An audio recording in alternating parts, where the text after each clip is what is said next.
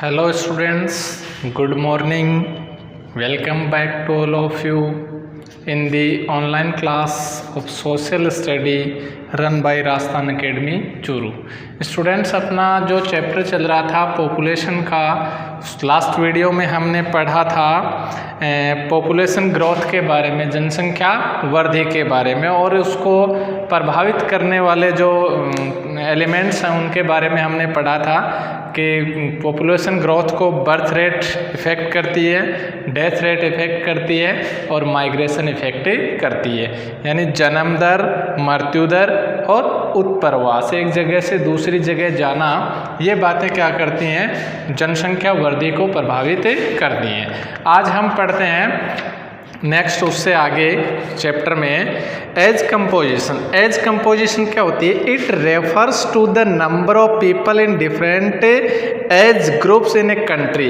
एक देश के अंदर अलग अलग उम्र का जो ग्रुप होता, समूह होता, वो क्या कहलाता है? अपना एज कंपोजिशन कहलाता है। जैसे 15 ईयर्स से बिलो है, या 15 to 59 ईयर्स, या अबोव 59 ईयर्स। इस प्रकार 3 ग्रुप्स हैं वो एज कंपोजिशन के बनाए गए हैं। तो फर्स्ट देखिए अपना चिल्ड्रन। चिल्ड्रन में है, चिल्ड्रन होते हैं बिलो 15 ईयर्स, इनको किस में माना गया? चिल्ड्रन में। और इनकी जो परसेंटेज है टोटल पॉपुलेशन के अंदर, वो कितनी है? 34.4%। टोटल पॉपुलेशन के अंदर इनका परसेंट ये है। अब देखिए, दे आर इकोनॉमिकली अनप्रोडक्टिव। जो चिल्ड्रन होते हैं वो क्या होते हैं? अनप्रोडक्टिव होते हैं, यानी वो कोई उत्पादन का कार्य नहीं करते। And need to be provided with food, और उनको आवश्यकता होती है किसकी? फूड की, क्लोथिंग की, एजुकेशन की एंड मेडिकल केयर की। चिल्ड्रन हैं उनके, यानी 3.4% जो पॉपुलेशन है टोटल पॉपुलेशन का इंडिया में, वो किसका है? चिल्ड्रन का है। 15 ईयर्स से बिलो है, वो अनप्रोडक्टिव है, उनको फूड की, क्लॉथ की, मेडिकल केयर की, एजुकेशन की क्या होती है? आवश्यकता होती है। Children constitute 34.4% of Indian population. यानी बच्चे हैं वो कितने परसेंट हैं यहाँ पर? 34.4%। दूसरी आती है अपनी जो मोस्ट इम्पोर्टेंट एज आती है, वो आती है वर्किंग एज। ये प्रोडक्टिव होते हैं 15 ईयर्स से लेकर के 59 ईयर्स तक, और इनका जो परसेंट है टोटल इंडिया के पॉपुलेशन का, वो है 58.7%। वर्किंग जो एज है वो सबसे ज़्यादा है इंडिया के अंदर, उनका जो परसेंट है टोटल पॉपुलेशन में वो सबसे ज़्यादा है। वर्किंग एज में दे आर इकोनॉमिकली प्रोडक्टिव, वो प्रोडक्टिव होते हैं, उत्पादन करने होते हैं।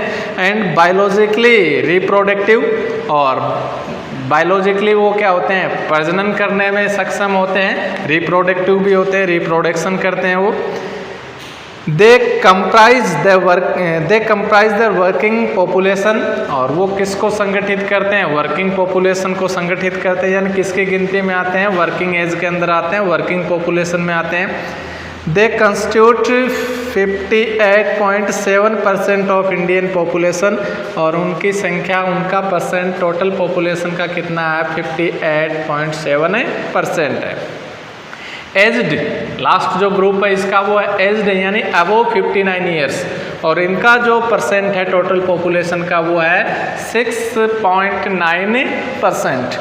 भारत की कुल जनसंख्या का 6.9% है वो क्या? एज्ड है, यानी वो अबोव 59 ईयर्स है। They can be economically productive दो दे मे हैव रिटायर्ड। यद्यपि वो क्या हो चुके हैं? रिटायर्ड हो चुके हैं, लेकिन फिर भी क्या हो सकते हैं? वो प्रोडक्टिव हो सकते हैं। दे मे बी वर्किंग वॉलेंटियरली, वो अपनी स्वयं की इच्छा से क्या कर सकते हैं, कार्य कर सकते हैं, but they are not available for employment through recruitment, यानी रिक्रूटमेंट के माध्यम से गवर्नमेंट उनको एम्प्लॉयमेंट प्रदान नहीं कर सकती है, यानी उनकी एज क्या हो जाती है, एज्ड हो जाते हैं, वर्किंग एज में नहीं होते हैं, तो वैकेंसीज निकाल करके, रिक्रूटमेंट निकाल करके उनको एम्प्लॉयमेंट नहीं दिया जा सकता। वॉलेंटियरली अपनी स्वयं की इच्छा से वो क्या कर सकते हैं, कार्य कर सकते हैं। देर जो प्रोपोर्शन है, उनका अनुपात है वो कितना है, इज 6.9% है। नेक्स्ट देखिए लिटरेसी सेक्स रेशियो, लिंगानुपात, भारत में लिंगानुपात देखिए, सेक्स रेशियो क्या होता है, पर 1000 मेल के ऊपर फीमेल की जो संख्या होती है, पुरुषों के ऊपर 1000 पुरुषों पर जो स्त्रियों की संख्या है वो क्या कहलाता है, सेक्स रेशियो कहलाता है, लिंगानुपात कहलाता है। 2001 के जो सेंसस हैं, आंकड़े हैं, उसके अनुसार भारत में लिंगानुपात कितना है, 933 पर 1000 जो हैं उसके आधार पर, यानी प्रति 1000 पुरुषों पर महिलाओं की संख्या 933 है। 1000 मेल के ऊपर फीमेल 933 है। ये सेक्स रेशियो है इंडिया का 2001 के सेंसस के अनुसार। सेक्स रेशियो क्या होता है, is defined as number of female per 1000 males in population according females per 1000 males in the population according to census 2001 there are 933 females per 1000 males।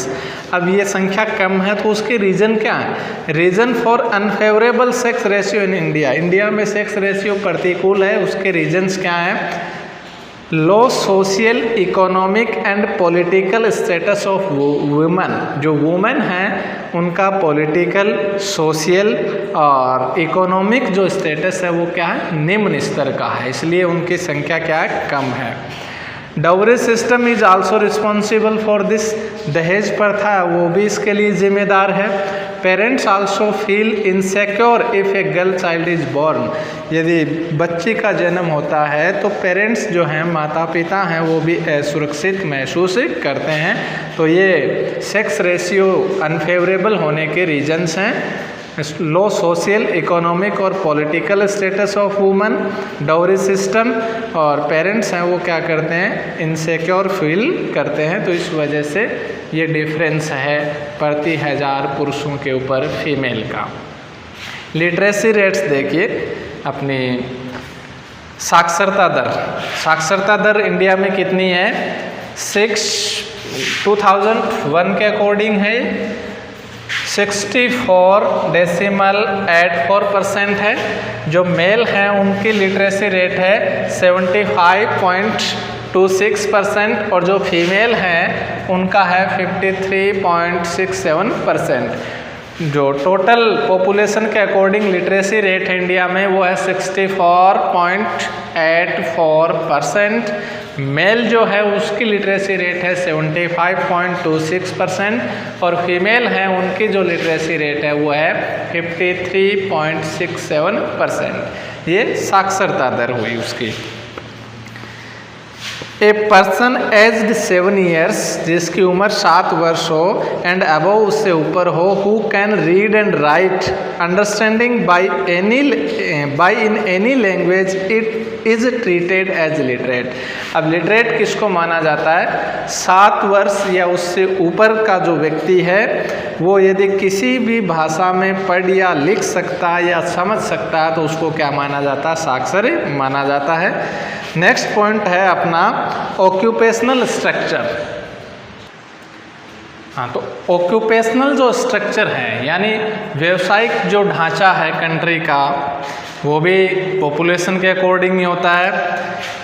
क्या होता है occupational structure? The distribution of the population according to different type of occupation, अलग अलग प्रकार के occupation के according जनसंख्या का जो वितरण होता है is refer to as the occupational structure. वो क्या कहलाता है? ऑक्यूपेशनल स्ट्रक्चर कहलाता है। अपने विभिन्न प्रकार के व्यवसायों के आधार पर जनसंख्या का जो वितरण होता है वो कहलाता है occupational structure. Occupational structure are classified as primary, secondary and tertiary. इनको तीन में, फर्स्ट, सेकंड और थर्ड, प्राइमरी, सेकेंडरी और टर्टियरी, इसके आधार पर इनको क्या किया गया? डिवाइड किया गया, क्लासिफाइड किया गया। प्राइमरी एक्टिविटीज़ में किसको माना गया है? इसमें इंक्लूड है एग्रीकल्चर, एनिमल हस्बेंड्री यानी कृषि है, पशुपालन है, फिशिंग है, फॉरेस्ट्री है, माइनिंग है एंड क्वेरिंग है यानी उत्खनन है। खनन, उत्खनन, फॉरेस्ट्री, फिशिंग और हस्बेंड्री, एग्रीकल्चर, इनको प्राइमरी के अंदर बांटा गया। इनको प्राइमरी ऑक्यूपेशन माना गया। क्योंकि क्यों माना गया है? ये डायरेक्ट अर्थ से क्या किए जाते हैं? कंज्यूम किए जाते हैं। They are primary because here production is carried on with the help of nature, क्योंकि यहाँ पर जो प्रोडक्शन होता है वो हेल्प ऑफ नेचर होता है। जैसे कृषि है, पशुपालन है, फिशिंग है, वो हेल्प ऑफ नेचर होता है, तो उनको प्राइमरी माना गया। सेकेंडरी में देखिए दूसरा जो एक्टिविटी है अपनी वो क्या है? When primary goods are used to produce the finished goods by manual labor or machines, then such an activity is known as the secondary activity। जो गुड्स है उसको हम मैनुअल लेबर के द्वारा या मशीन के द्वारा गुड्स में फिर क्या करते हैं? दूसरी गुड्स को प्रोड्यूस करते हैं, उत्पन्न करते हैं, तो वो अपनी क्या कहलाती है? एक्टिविटी सेकेंडरी एक्टिविटी कहलाती है। जो कच्चा माल मिला, जैसे हमें फॉरेस्ट्री से क्या मिली? वुड, वुड से हमने बनाया फर्नीचर, जो फर्नीचर बनाने की एक्टिविटी है वो क्या कहलाती है? सेकेंडरी कहलाती है। थर्ड जो एक्टिविटी है वो है all such activities that deal with services like teaching, banking, medical practice, transport. ये कौन सी होती हैं? अपने तीसरे स्तर की एक्टिविटीज होती हैं। प्राइमरी तो कौन सी है अपनी? जो हम with the help of nature करते हैं। दूसरी अपनी जो नेचर से हमें प्राप्त हुआ उसको क्या करते हैं? हम मशीन के माध्यम से या मैनुअल पावर के माध्यम से क्या करते हैं? गुड्स में प्रोड्यूस करते हैं, परिवर्तित करते हैं। और तीसरी अपनी कौन सी है? इसके अंदर टीचिंग है, बैंकिंग है, मेडिकल है, मेडिकल प्रैक्टिस है, ट्रांसपोर्ट है। ये अपने तीसरे स्तर की एक्टिविटी आती हैं। इंडिया में 64% of population is engaged in primary activity. India में 64% यानी लगभग अपनी जो कंट्री है वो एग्रीकल्चर पे या एनिमल हस्बेंड्री पर डिपेंड करती है। तो 64% जो पॉपुलेशन है वो जो अपनी प्रथम एक्टिविटी है उसके ऊपर, 3% in secondary and 20% in tertiary. इसके अंदर अपनी आती है 3% और इसमें आती है अपनी 20% इंगेज्ड है इस प्रकार के जो ऑक्यूपेशंस हैं उसमें। यानी जो अपना एनिमल हस्बेंड्री, एग्रीकल्चर, उसके अंदर तो 64% हैं और जो पदार्थ प्राप्त होते हैं उनको दूसरे पदार्थों में परिवर्तित करने वाले जो हैं नेचर से प्राप्त हैं उनको वो 3% हैं। और जो टीचिंग है, बैंकिंग है, ट्रांसपोर्ट है उसमें 20% पॉपुलेशन इंगेज्ड है। There had been an occupation shift in labor of secondary and tertiary sector because of growing industrialization and urbanization in recent times। हाल ही के वर्षों में औद्योगिकरण होने की वजह से या शहरीकरण होने की वजह से लोग हैं वो दूसरे और तीसरे प्रकार की जो एक्टिविटीज़ हैं उनकी तरफ ज़्यादा बढ़ने लग गए, उनके अंदर इंक्रीज, वो सेक्टर के अंदर इंक्रीज होना शुरू हो गए। नेक्स्ट पॉइंट देखिए अपना हेल्थ।